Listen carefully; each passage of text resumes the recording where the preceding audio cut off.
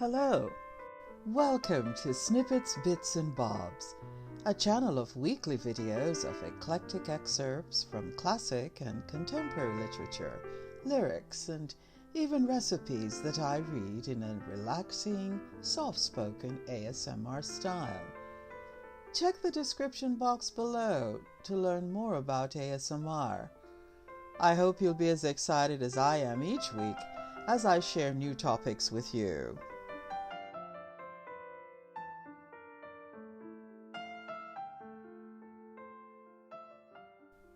Welcome to our quiet space. I know you're here to relax, unwind, and decompress, and that's a good thing. So, slow your pace and stay for a while to listen to today's soft-spoken readings. We have a lot to talk about today. Today, in celebration of Black History Month in February in the United States, I want to highlight key figures of the Harlem Renaissance of the 1920s to mid-30s. The Harlem Renaissance was an artistic and literary movement that ignited a new Black cultural identity. It fostered an era from social disillusionment of Black people to racial pride. Harlem was its symbolic and physical location. The Harlem Renaissance marked the first time that mainstream publishers and critics took African American literature seriously, and thereby attracting national and international attention. The visual and literary artists focused on the everyday life of the working class African American. So today, I'll highlight the works of the literary artists. They were really giants at that time. Langston Hughes, Zora Neale Hurston, Claude McKay, and Alain Locke, known as the Dean of the Harlem Renaissance. So let's begin with Langston Hughes and his poem, "The Negro Speaks of Rivers." Langston Hughes was a poet, playwright, and social activist, and a cornerstone of the Harlem Renaissance. His poetry and fiction portrayed the lives of the working class Blacks in America as full of struggle, joy, laughter, and music and pride in their identity and culture. "The Negro Speaks of Rivers" is Langston Hughes's first mature poem. He wrote it in 1920 at the age of 17 while traveling by train to visit his father in Mexico. He was inspired to write it when his train crossed over the Mississippi River. I've known rivers ancient as the world and older than the flow of human blood in human veins. My soul has grown deep like the rivers. I bathed in the Euphrates when dawns were young. I built my hut near the Congo, and it lulled me to sleep. I looked upon the Nile and raised the pyramid above it. I heard the singing of the Mississippi when Abe Lincoln went down to New Orleans, and I've seen its muddy bosom turn all golden in the sunset. I've known rivers, ancient, dusky rivers. My soul has grown deep like the rivers.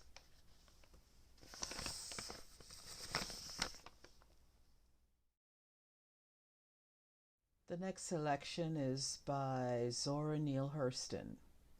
"Their Eyes Were Watching God." Born to a Baptist preacher and school teacher in 1891, Zora Neale Hurston was an author, anthropologist, and filmmaker.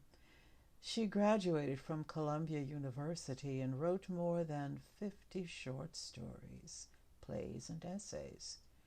Her most popular novel is Their Eyes Were Watching God, published in 1937. And here's an excerpt. Their Eyes Were Watching God is about the main character, Janie Crawford, an attractive, confident, middle-aged black woman who returns to Eatonville, Florida, after a long absence. The black townspeople gossip about her return and speculate about where she has been. She had come back from the sodden and the bloated, the sodden dead, their eyes flung wide open in judgment. The people all saw her come because it was sundown. The sun was gone, but he had left his footprints in the sky. It was the time for sitting on porches beside the road. It was the time to hear things and talk. Now, the sun and the boss man were gone. They sat in judgment. Seeing the woman as she was made them remember the envy they had stored up from other times. So they chewed up the back parts of their minds and swallowed with relish. A mood came alive. Words walking without masters, walking all together like harmony in a song. What's she doing coming back here in them overalls? Can't she find no dress to put on? Where's that blue satin dress she left here in? Where all that money her husband took and died and left her? What that old 40-year-old woman doing with her hair swinging down her back like some young gal? Where she left that young lad of a boy she went off here with? Thought she was going to marry. Where he left her? What he done with all her money? Why she don't stay in her class? When she got to where they were, she turned her face on the banderlog and spoke. They scrambled a noisy "Good evening," and left their mouths setting open and their ears full of hope. Her speech was pleasant enough, but she kept walking straight on to her gate. The porch couldn't talk for looking. The men noticed her firm buttocks like she had grapefruits in her hip pockets, the great rope of black hair swinging to her waist and unraveling in the wind like a plume.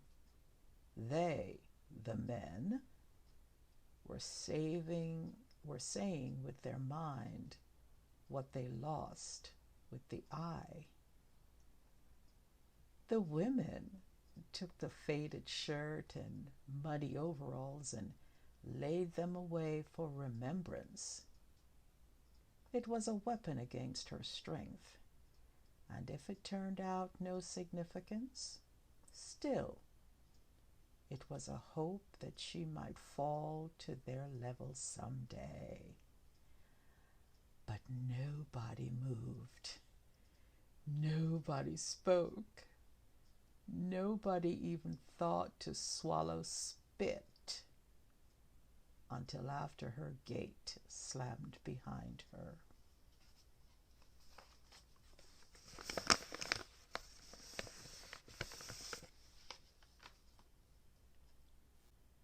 If you are enjoying this video or this channel, thank you. This year my goal is to gain at least 500 subscribers. Yes, 500. And I know you can help me get there. YouTube wants to see channel creators like me increase their presence and engagement by many viewers subscribing, liking, or commenting. Also, I'm aware that some viewers don't wish to have their private names in the comment section, and I can understand that. But I'd like to suggest that you consider creating another Gmail address and use your favorite nickname or fantasy name, whatever you wish. So thanks. Now let's get to the next selection. In the next selection, we have Claude McKay. Claude McKay, born in Jamaica, West Indies, was another key figure of the Harlem Renaissance. He was educated in Jamaica and also at Kansas State College and Tuskegee University in the United States. He was a poet and novelist of 5 books about Black life in Jamaica, the United States, the United Kingdom, and Europe. His poem, After the Winter, is an uplifting, positive poem to the Black community in the early 20th century. After the Winter by Claude McKay. Someday, when trees have shed their leaves, and against the morning's white, the shivering birds beneath the eaves have sheltered for the night. We'll turn our faces southward, love, toward the summer isle, where bamboos spire the shafted grove and wide-mouthed orchids smile. And we will seek the quiet hill where towers the cotton tree and leaps the laughing crystal rill and works the droning bee, and we will build a cottage there beside an open glade with black-ribbed bluebells blowing near and ferns that never fade.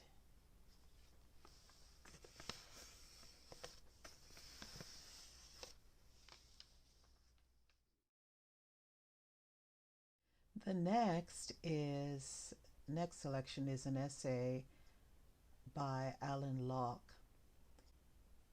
Known as Dean of the Harlem Renaissance, Alain Locke was a graduate of Harvard University and the first African-American Rhodes Scholar in 1907. He mentored and supported many Black artists and writers and was an avid art collector and patron. In his famous essay, The Legacy of the Ancestral Arts, Alain Locke surmised that since the discovery of African art by Europeans, African Americans would now take a cultural pride and interest in their African heritage, and that African art should be considered every much as classic as the masterworks of Greece and Rome. So Alain Locke says, Negro artists in idiom, technical treatment, and objective social angle, it is a bold iconoclastic break from the current traditions that have grown up about the Negro subject in American art. It is not meant to dictate a style to the young Negro artist, but to point the lessons that contemporary European art has already learned, that any vital artistic expression of the Negro theme and subject in art must break through the stereotypes to a new style, a distinctive fresh technique, and some sort of characteristic idiom. The African spirit is at its best in abstract decorative forms. Design, and to a lesser degree color, are its original fortes. It is this aspect of the folk tradition, this slumbering gift of the folk temperament, that most needs re-achievement and re-expression.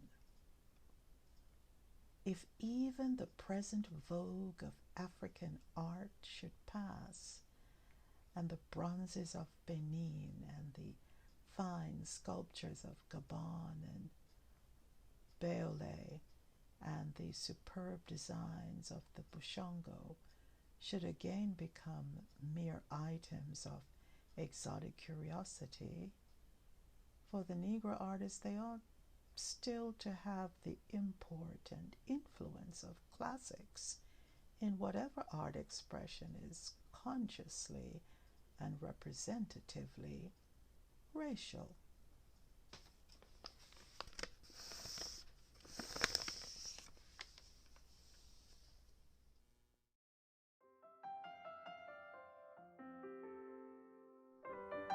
Welcome, new subscribers.